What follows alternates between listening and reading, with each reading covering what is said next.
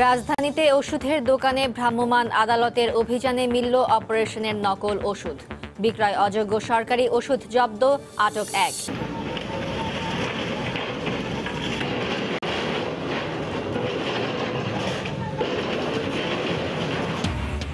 বুড়িগঙ্গার দুপার দখলমুক্ত করতে উচ্ছেদ অভিযান চললেও বন্ধ হয়নি দূষণ, দায়ীদের বড় অঙ্কের জরিমানার পরামর্শ।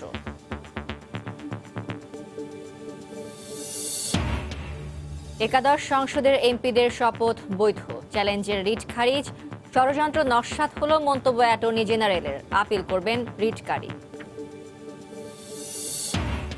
বহরমপুরে গ্রামবাসী বিজিবি সংঘর্ষে ৩ জন নিহতের ঘটনা অনাকাঙ্ক্ষিত। ঠাকুরগাঁওয়ে বিজিবি মহাপরিচালক, ভবিষ্যতে দুই পক্ষকে সতর্ক থাকার আহ্বান।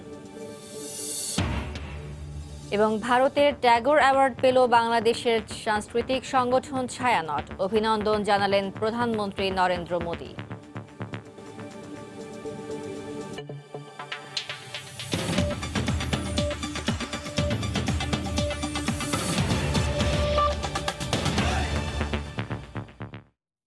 সময় সংবাদের সঙ্গে আছে আমি ফারজানা মুমু।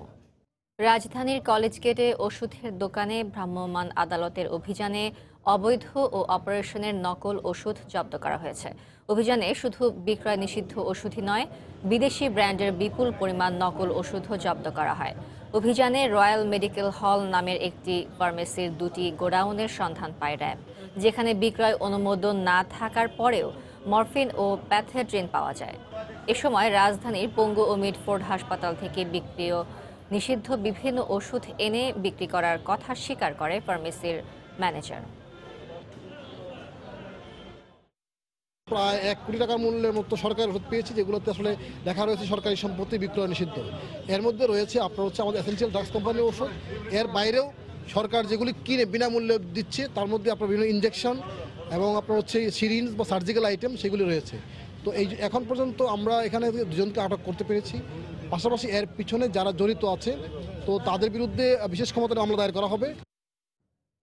এই মুহূর্তে রাজধানীর কলেজ গেটে অবৈধ ও নকল ওষুধের বিরুদ্ধে অভিযান চালাচ্ছে র্যাব। সেখানে আছেন রিপোর্টার আতিকুর রহমান তমাল, সরাসরি চলে যাচ্ছে তার কাছে। তমাল, আপনি জানেন যে সরকারি ওষুধ কিন্তু বিক্রির নিয়ম নেই, কিন্তু আমরা দেখছি যে রাজধানী কিন্তু এই জায়গাটিতে কিন্তু সরকারি ওষুধ কিন্তু বিক্রি করা হচ্ছে। আমরা দেখেছি যে র্যাবের যে অভিযানটি শুরু হয়েছে সেটি কিন্তু বেলা 12টা শুরু হয়েছে। আপনাকে যদি আমি একটু দেখাই যে এখানে যে রয়্যাল নামে একটি গোডাউন পাওয়া গেছে, ফার্মেসি গোডাউন, সেটি কিন্তু বিপুল পরিমাণ সরকারি ওষুধ তারা রাখতো এবং তারা কিন্তু সেখান থেকে পাইকারিও মনে করেন বিক্রি করতো আর কি। তো আপনাকে যদি বলি যে আপনি দেখেন যে এখানে যে ওষুধটি আমরা দেখতে পাচ্ছি সেটি মূলত একটি সিরিঞ্জ, সেটি কিন্তু লেখা আছে যে নট ফর সেল। সেটি কিন্তু তারা যেটি করতো, তারা সরকারি হাসপাতাল থেকে সেটি তারা ভাগিয়ে আনতো, তারা নিয়ে আসতো এবং তারপরে তারা কিন্তু সেটাতে মার্কারি দিয়ে নট ফর সেল লেখাটিতে তারা মার্কারি দিত। এবং আপনাকে জানিয়ে রাখি যে শুধুমাত্র কিন্তু যে সরকারি হাসপাতালের ওষুধ এমনটি নয়, সরকারি হাসপাতাল ছাড়াও কিন্তু অন্যান্য দেশের যে মেডিসিন রয়েছে তারা কিন্তু সেগুলো নকল করতো এবং লোকাল মার্কেটে কিন্তু সেগুলো তৈরি করা হয়েছে এবং সেগুলো কিন্তু লোকাল মার্কেট থেকে কিন্তু পাইকারি বাজারে এবং খুচরাও তারা কিন্তু সেল করতো। আমরা যতদূর জানি যে আজকে মূলত অভিযানটি বেলা 12টায় শুরু হয়েছে, এটি কিন্তু আরও চলবে এবং একজনকে এই রয়্যাল গোডাউনের যিনি ম্যানেজার তাকে আটক করা হয়েছে। এবং র্যাবের যে অভিযান সেখান থেকে বলা হচ্ছে যে রয়্যাল গোডাউনের মূলত 2টি গোডাউন তারা পেয়েছে রয়্যাল ফার্মেসির, এবং সেখানে কিন্তু বিপুল পরিমাণ তারা ইনজেকশন, সার্জিক্যাল আইটেম ছাড়াও নানা ধরনের ওষুধ তারা কিন্তু জব্দ করতে পেরেছে। এবং এই অভিযানে যিনি ওষুধ প্রশাসনের দায়িত্বে ছিলেন তিনি আমাদেরকে জানিয়েছেন যে এই ধরনের নকল ওষুধ বা ভেজাল যে ইনজেকশন সেগুলো যদি মানুষের শরীরে পুশ করা হয় সেটা কিন্তু জীবন হানির কারণ হতে পারে। এবং মূলত পঙ্গু হাসপাতাল থেকে এবং রাজধানী মিডফোর্ড থেকে কিন্তু সেগুলো নিয়ে আসা হতো নানা উপায়ে। সেই সমস্ত হাসপাতালের কর্মচারীরাও জড়িত থাকতে পারেন বলে কিন্তু ধারণা করছে র্যাব। এবং তারা বলেছেন যে এটি কিন্তু মিষ্টির প্যাকেটে করে বা বাজারের ব্যাগের মধ্যে করে কিন্তু নিয়ে আসা হতো এবং সেগুলো কিন্তু এই রয়্যাল যে গোডাউনটি রয়েছে সেখানে তারা কিন্তু সেখানে তারা কিন্তু সেল করতো। এবং সেই জায়গা থেকে বলা চলে যে আজকের যে অভিযান সেটি কিন্তু চলবে। আমরা যতদূর জানি যে এটি 12টায় শুরু হয়েছে এবং সন্ধ্যা 7টা পর্যন্ত সেটি চলার কথা রয়েছে। র্যাবের সারোয়ার আলম রয়েছেন, তাকে আমরা কিন্তু দেখেছি, তিনি কিন্তু সকাল থেকেই রয়েছেন। এবং এখন পর্যন্ত অনেকে বলা চলে যে ফার্মেসি রয়্যাল ফার্মেসি কিন্তু একটি গোডাউনই বলা চলে যে শুধুমাত্র 2টি গোডাউনে কিন্তু মূলত করা হয়েছে সেটি। এবং আমার সাথে এই মুহূর্তে রয়েছে র্যাবের সারোয়ার আলম, আমি একটু শুনবো যে উনি মূলত কোন কোন অভিযোগে এই আচ্ছা, আজকে আমাদের র্যাব 2 এবং ওষুধ প্রশাসন অধিদপ্তর যৌথ সমন্বয় অভিযান চলছে। তো এখানে আসলে যে দুঃখজনক ঘটনা আজকে আমরা দেখতে পেলাম সেটা হচ্ছে যে সরকারি হাসপাতালে বেশ কিছু ওষুধ বাইরে চলে আসছে। আমরা একটা বেশ সংখ্যক পেয়েছি। মরফিন পেথিরিন যে অনুমোদন ছাড়া বিক্রি হচ্ছে, পাশাপাশি কিছু ক্যান্সারের যে নকল ওষুধ এবং হচ্ছে আপনার স্যার আপনাকে অসংখ্য ধন্যবাদ। তো যেমনটি শুনছিলেন ফারজানা, যে এটি কিন্তু অভিযানটি শুরু হয়েছে বেলা 12টার সময়, এটি কিন্তু সন্ধ্যা পর্যন্ত চলে বলে আমরা জানতে পেরেছি। তো এই ছিল আমার কাছে সাহেবের অভিযানের সবচেয়ে খবর। নকল ওষুধের বিরুদ্ধে র্যাবের অভিযানের সবশেষ খবর জানাতে রাজধানীর কলেজ গেট থেকে যোগ দিয়েছিলেন আতিকুর রহমান তমাল। দুদিন বিরতি দিয়ে এবার বঙ্গভবন ও গণভবন সহ রাজধানীর আরেক অংশে আগামীকাল থেকে 12 ঘন্টা গ্যাস সরবরাহ বন্ধ থাকবে। দুপুরে তিতাস কর্তৃপক্ষ সংবাদ সম্মেলনে জানায়, মেট্রো রেল প্রকল্পের আওতায় পাইপলাইন স্থানান্তর কাজের জন্য মঙ্গলবার সন্ধ্যা 6টা থেকে বুধবার সকাল 6টা পর্যন্ত গ্যাস সরবরাহ বন্ধ থাকবে। আশুলিয়ায় জিটিসিএল এর সঞ্চালন লাইনে হঠাৎ সমস্যা দেখা দেয় জরুরি রক্ষণাবেক্ষণের কারণে শনিবার সকাল থেকে রাজধানীর বেশিরভাগ এলাকা জুড়েই বন্ধ ছিল গ্যাসের সরবরাহ। পরিস্থিতি স্বাভাবিক হতে অপেক্ষায় থাকতে হয় রোববার দুপুর পর্যন্ত।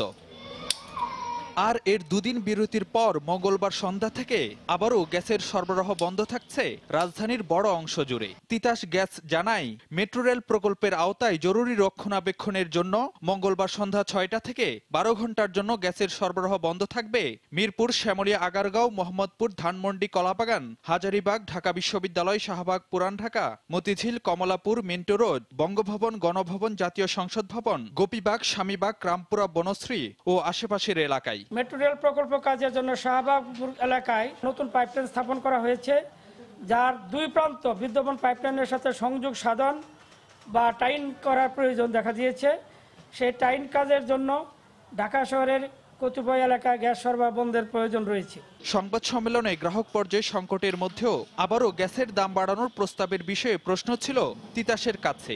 জবাবে প্রতিষ্ঠানটি জানায়, উচ্চ মূল্যের এলএনজি আমদানির কারণে আবারও বাড়াতে হচ্ছে গ্যাসের দাম। এখন 24 টাকা 25 টাকা করে এলএনজি কিনে তারপরে সেটা থেকে আমাদের সার্ভাইভ করার জন্য, রেটটাকে অ্যাডজাস্ট করার জন্য আমাদের এই রেটের স্টপটা করা হয়েছে। সংবাদ সম্মেলনে জানানো হয়, অবৈধ সংযোগ বন্ধ করতে চলবে চিরুনি অভিযান। এছাড়া ঢাকায় গ্যাসের সরবরাহ ব্যবস্থার উন্নতির জন্য নেওয়া হয়েছে 1223 কোটি টাকার একটি প্রকল্প। মূলত কেন্দ্রীয় অঞ্চল যেগুলো আমরা বলি। ফারুক ভূঁইয়া, রবিন, সময় সংবাদ, ঢাকা। এদিকে 3 দিন পেরিয়ে গেলেও চট্টগ্রামে গ্যাসের দুর্ভোগের এখনো কোনো সুরাহা হয়নি। বন্ধ রয়েছে বাসাবাড়ির রান্না।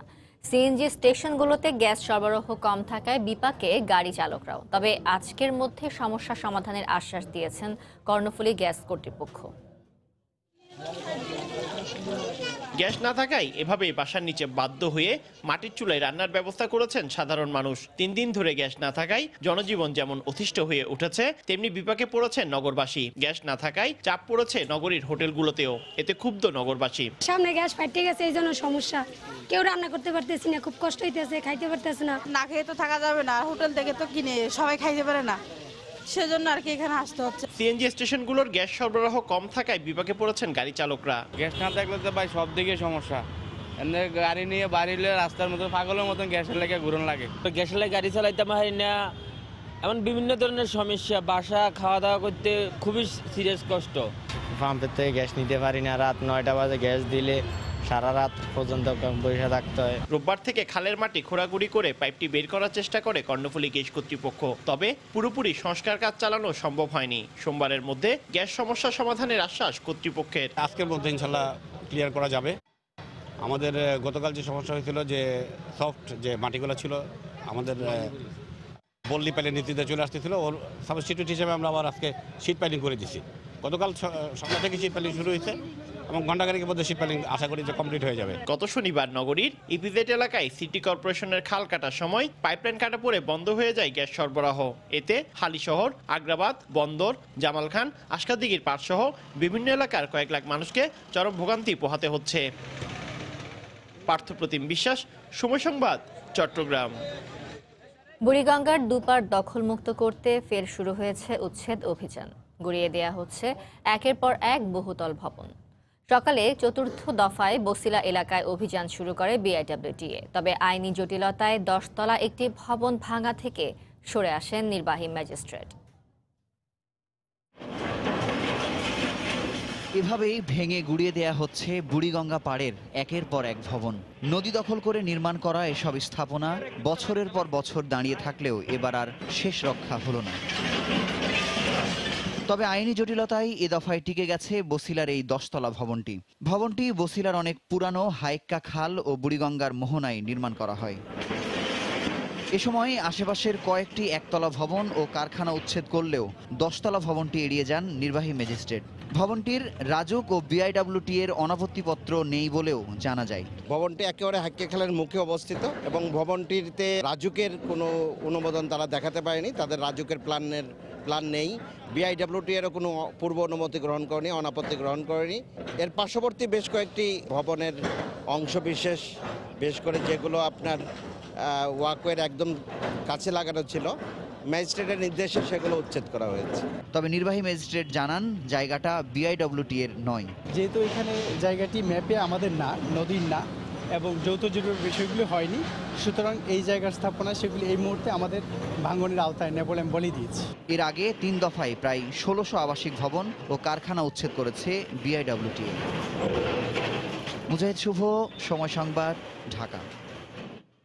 বুড়িগঙ্গার দুপার দখলমুক্তে উচ্ছেদ অভিযান চললেও এখনও দূষণমুক্ত করা যায়নি নদী। ট্যানারি শিল্পের বড় একটি অংশ সরে যাওয়ার পরও কাঙ্ক্ষিত মানে পৌঁছায়নি বুড়িগঙ্গার পানি। বুয়েটের গবেষণা বলছে ব্যবহারের জন্য বুড়িগঙ্গার পানি খুবই ক্ষতিকর। দূষণকারীদের ঠেকাতে বড় ধরনের আর্থিক জরিমানা করার পরামর্শ পরিবেশবিদদের। মিজানুর রহমান মিন্টুর ছবিতে মাহমুদ রাকিবের রিপোর্ট। আলকাতরা বা ময়লার ভাগাড় ভাবলে ভুল করবেন। তিলোত্তমা ঢাকা যে নদীর বুকে গড়ে উঠেছে এটি সেই বুড়িগঙ্গা। বৃষ্টি মৌসুমে 2-3 মাসের জন্য কিছুটা উন্নতি হলেও বছর জুড়ে এমনই দূষণে ডুবে থাকে নদীটি। বুড়িগঙ্গা পাড়ের মানুষ বলছেন সব ধরনের নৌযানের তরল ও কঠিন বর্জ্য আর শত শত নর্দমার পাইপ গিয়ে মিশেছে এই নদীতে, দেখার যেন কেউই নেই। দুনো পাড়ের ময়লা পানি পড়তেছে, কলকারখানা দূষিত পানি পড়তেছে। পানি ধরতে পারি না, উজু করতে পারি না, নামাজ পড়তে পারি না। ঢাকার যত ময়লা আছে সবই বুড়িগঙ্গা পড়ে। ইঞ্জিন চালিত যত কলকারখানার ময়লা এই বুড়িগঙ্গার ভিতরে ফালায়। লঞ্চের কাঁচরা ময়লা সব কিছু ফালায় এবং গরু মরা, কুত্তা মরা, সব কিছু মানুষ মরা পর্যন্ত এই নদীতে ফালায়। বুয়েটের পানি ও বন্যা ইনস্টিটিউটের গবেষণায় দেখা যায় ট্যানারি শিল্পের বড় একটি অংশ সরে যাওয়ার পরও কাঙ্ক্ষিত মানে পৌঁছায়নি বুড়িগঙ্গার পানি। দ্রবীভূত অক্সিজেন প্রতি লিটারে 5-এর বেশি প্রয়োজন হলেও বুড়িগঙ্গায় তা আছে মাত্র 0-এর কাছাকাছি। ভাসমান কণিকা সর্বোচ্চ 10 থাকার কথা থাকলেও আছে 60 মিলিগ্রাম। এছাড়া পানিতে অ্যামোনিয়া ও ক্রোমিয়াম ধাতু প্রতি লিটারে সর্বোচ্চ 0.5 মিলিগ্রাম থাকার কথা থাকলেও বুড়িগঙ্গায় আছে যথাক্রমে 16.5 ও 600 মিলিগ্রাম। প্রকৃতপক্ষে এই পানি কোনোভাবেই কোনো কাজে ইউজ করা যাবে না। খাওয়া তো সম্ভবই না, এবং আমি অন্যান্য জিনিস যদি বলি গোসল করা বা হাত ধোয়া, থালা বাসন ধোয়া, এগুলাও সম্ভব না এই পানি দিয়ে। নদী বিশ্লেষকরা বলছেন সাধারণ মানুষের অসচেতনতার পাশাপাশি ঢাকার চারপাশের এই নদীগুলো দূষণের জন্য দায়ী ঢাকা সিটি কর্পোরেশন, ওয়াসা, বিআইডব্লিউটিএ ও শিল্প মন্ত্রণালয়ের উদাসীনতা। আজকে 48 বছর হলো এখনো পর্যন্ত আমাদের গৃহস্থালী বর্জ্য, এখনো পর্যন্ত আমাদের সুয়েজ বর্জ্য গিয়ে পড়ছে বুড়িগঙ্গায়, যেটা আমাদের নগরের আসলে নার্ভ। নদীকে ভাগাড় হিসাবে আমরা সবসময় ধরে নিয়েছি, নদী রক্ষাটা কোনো প্রায়োরিটি না। বিশ্বব্যাংকের মতে দেশে পরিবেশ দূষণে মৃত্যুজনিত ক্ষতির আর্থিক মূল্য বছরে প্রায় 51,000 কোটি টাকা, যা দক্ষিণ এশিয়ার মধ্যে সর্বোচ্চ। মাহমুদ রাকিব, সময় সংবাদ, ঢাকা। একাদশ সংসদের এমপিদের শপথ বৈধ বলে আদেশ দিয়েছেন হাইকোর্ট। আদালত আদেশে বলেন, 10ম সংসদের এমপিদের মেয়াদ শেষের আগে একাদশ সংসদের এমপিরা শপথ নিলেও কার্যভার গ্রহণ করেননি। এ সংক্রান্ত এক রিটের পরিপ্রেক্ষিতে এ আদেশ দেন আদালত। অ্যাটর্নি জেনারেল বলেন, এই আদেশে একটি মহলের ষড়যন্ত্র নস্যাৎ হয়েছে। আদেশের বিরুদ্ধে আপিল করার কথা জানিয়েছেন রিটকারী। শপথ বাক্য পাঠ করানো হবে। 30 ডিসেম্বরের নির্বাচনে নিরঙ্কুশ বিজয়ের পর একাদশ সংসদ গঠন করে আওয়ামী লীগ। এই সংসদের এমপিরা শপথ নেন 3রা জানুয়ারি, আর 30 জানুয়ারি বসে প্রথম সংসদ অধিবেশন। রিটকারের আইনজীবীর দাবি 10ম সংসদ সদস্যদের মেয়াদ ছিল 28শে জানুয়ারি পর্যন্ত। এর আগেই একাদশ সংসদ সদস্যদের গেজেট প্রকাশ ও শপথ নেওয়া ছিল অবৈধ। রিটকারের এই আবেদন আমলে নেননি উচ্চ আদালত। আদালত বলেছেন 10ম সংসদের এমপিদের মেয়াদ শেষের আগে একাদশ সংসদের এমপিরা শপথ নিলেও সংসদ বসেছে মেয়াদ শেষের পর। 3রা জানুয়ারি শপথ গ্রহণ করেছেন ঠিকই, একাদশ সংসদ যখন অধিবেশন শুরু হলো এবং অধিবেশনে যোগদানের মাধ্যমেই তারা তাদের সংসদ সদস্য হিসেবে কার্যভার গ্রহণ করেছেন। শপথ নেওয়ার মাধ্যমে তারা কোনো রকম আইন ভঙ্গ করেননি। এমপিদের শপথ নিয়ে একটি মহল ধূম্রজাল সৃষ্টির পায়তারা করেছিল অভিযোগ করে অ্যাটর্নি জেনারেল বলছেন উচ্চ আদালতের এই আদেশে তার অবসান হলো। সাংবিধানিক শূন্যতা যাতে না থাকে সেই জন্য একটি নির্দিষ্ট সময়ের ভিতরে যেরকম নির্বাচন হওয়া প্রয়োজন, ঠিক একই রকমভাবে আবার সংবিধানের বিধান মতন শপথ নেওয়া প্রয়োজন। যে একটি বিভ্রান্ত তৈরি করার চেষ্টা করেছিল সেটা পরিসমাপ্তি ঘটল। এদিকে এই আদেশের বিরুদ্ধে আপিল করার কথা জানিয়েছেন রিটকারের আইনজীবী। প্রধানমন্ত্রী শপথ নিয়েছেন, ক্যাবিনেট মিটিং হয়েছে, মন্ত্রিসভার বৈঠক হয়েছে, সুতরাং তো কার্যভার গ্রহণ করেছে। এটা এখন কি পদক্ষেপ নেবেন? এখন এই ব্যাপারে আপিলে যাব। এমপিদের শপথের বৈধতা চ্যালেঞ্জ করে গত মাসে রিটটি করেন বিএনপি সমর্থক এক আইনজীবী। আফজাল হোসেন, সময় সংবাদ, ঢাকা। নাম পরিবর্তন করলেও জামায়াতের আদর্শ পরিবর্তন হবে না উল্লেখ করে জামায়াত এবং বিএনপি একে অন্যের দোসর বলে মন্তব্য করেছেন আওয়ামী লীগের সাধারণ সম্পাদক ওবায়দুল কাদের। দুপুরে ধানমন্ডিতে দলের সভাপতির রাজনৈতিক কার্যালয়ে সম্পাদক মণ্ডলীর সভা শেষে একথা বলেন তিনি।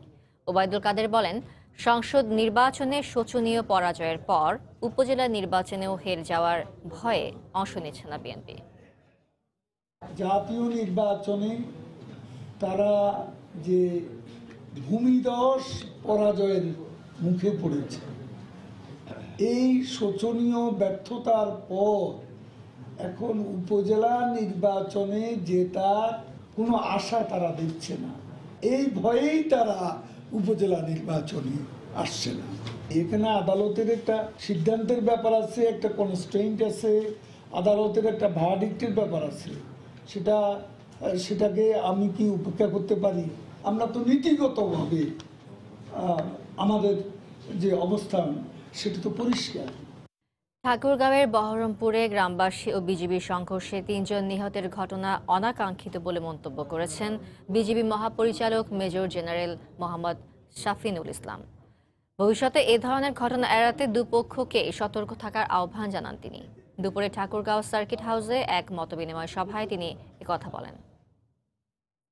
গত 12 ফেব্রুয়ারিতে যে ঘটনাটা হরিপুরে ঘটেছে সেটা একটি অনাকাঙ্ক্ষিত ঘটনা।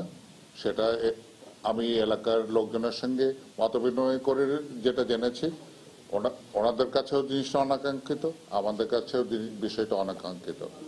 ভবিষ্যতে যেন এই ধরনের কোনো ঘটনা না ঘটে সেই জন্য এলাকাবাসী এবং বিজিবি উভয়ই সতর্ক থাকবে এবং আমরা বিজিবি তরফ থেকে উচ্চ পর্যায়ের একটি তদন্ত কমিটি গঠন করেছি এই বিষয়ে তদন্ত করার জন্য এবং এই তদন্তের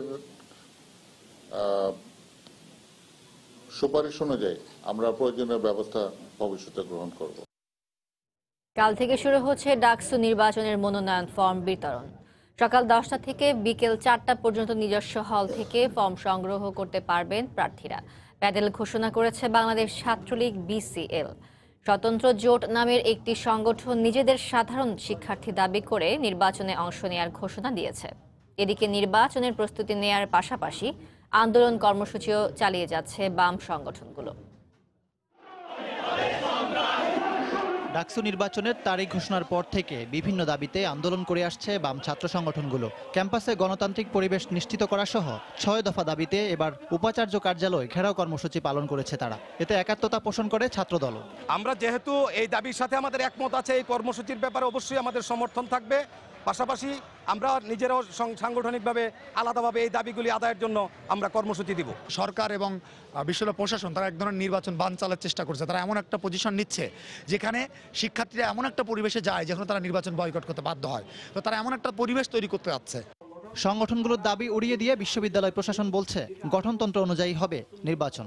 দাবি দেওয়ার বিষয়ে অর্থাৎ নির্বাচন হলে হবে না, একাডেমিক ভবনে হবে, এই কথা যদি আমরা বলি আমরা শিক্ষকরা নির্বাচন পরিচালনা করব, তাহলে এই ধরনের কথা শুনলেই আমার কাছে মনে হয় আমাদের নৈতিকতা প্রশ্নবিদ্ধ হবে। এটা আমরা কখনো গ্রহণ করব না। আর এদিকে ডাকসু নির্বাচনের প্যানেল ঘোষণা করেছে শরীফ নুরুল আম্বিয়াপন্থী জাসদের ছাত্র সংগঠন বিসিএল। তাদের সহসভাপতি প্রার্থী মাহফুজুর রহমান রাহাত, সাধারণ সম্পাদক শাহরিয়ার রহমান বিজয়। স্বতন্ত্র জোট নামের আরও একটি সংগঠনও নির্বাচনে অংশ নেয়ার ঘোষণা দিয়েছে। আমরা এই পর্যন্ত ইকরাম হুসাইন, সময় সংবাদ, ঢাকা। টঙ্গীর তুরাগ তীরে চলছে বিশ্ব ইজতেমার দ্বিতীয় পর্বের দ্বিতীয় দিনের কার্যক্রম। এতে অংশ নিয়েছেন সাদপন্থী মুসল্লিরা। দ্বিতীয় দিনে ইবাদত বন্দেগী, জিকির, আসকার আর তাবলিগ জামাতের শিক্ষা নিয়ে আলোচনা করছেন মুসল্লিরা। ইজতেমা ময়দানের নিরাপত্তায় কাজ করছে পুলিশ, র্যাব সহ আইন শৃঙ্খলা রক্ষাকারী বাহিনী। গতকালের হঠাৎ বৃষ্টিতে ইবাদত বন্দেগী ও ইজতেমার কার্যক্রম পরিচালনা করতে সমস্যা হওয়ায় ইজতেমা একদিন বাড়ানো হয়েছে। তাই আগামীকাল আখিরি মোনাজাতের পর আনুষ্ঠানিক সমাপ্তি হবে এবারের বিশ্ব ইজতেমার। এই পর্যায়ে শীর্ষ সংবাদ জানিয়ে দিচ্ছি আরেকবার। মরণ ব্যাধি ক্যান্সারেরও নকল ওষুধ বিক্রি হচ্ছে বাজারে। রাজধানীতে ভ্রাম্যমাণ আদালতের অভিযানে মিলল অপারেশনের অবৈধ ওষুধ, আটক 1।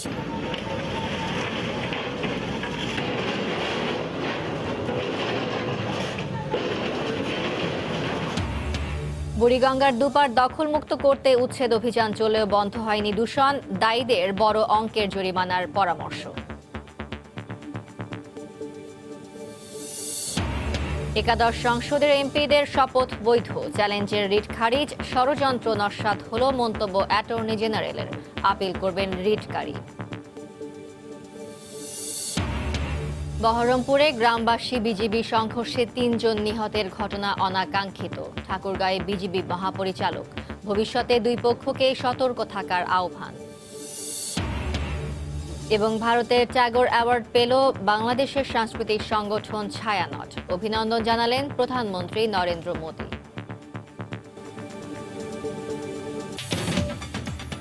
এই ছিল এখনকার মতো।